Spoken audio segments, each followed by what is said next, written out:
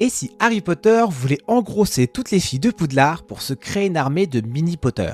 Dans cet univers totalement barré, la guerre contre Voldemort a laissé des traces, et pas que dans le slip d'Harry.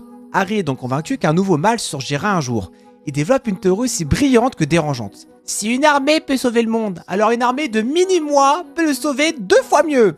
Objectif, engrosser toutes les filles de Poudlard pour créer la Harry Army, une génération de mini-Potter surboostée à la magie et au sarcasme. Son plan est terrifiant. Il distribue des brochures intitulées « L'avenir c'est moi », rejoint le projet Harry Potter Génétique 3000.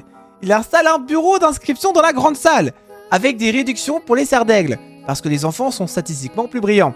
Luna Lovegood accepte direct de se faire pétave, pensant que ça attirera les nargoles, et pas que la Gaule d'Harry Potter. Pansy Parkinson signe juste pour énerver Drago. Et Hermione, elle se fait bifler 3 fois plus, puis elle signe un contrat de responsabilité parentale de 742 pages. Même McGonagall signe. Elle lui dit « Monsieur Potter, vous avez 3 secondes pour emballer votre folie reproductive magique avant que je ne signe le contrat !» Mais elle a fini par signer. Ron, lui, tombe dans une crise existentielle. Mais si tout le monde veut un mini Harry, qui va vouloir d'un mini moi? Finalement, le plan s'écroule quand Ginny balance un sort explosif sur son tableau de recrutement.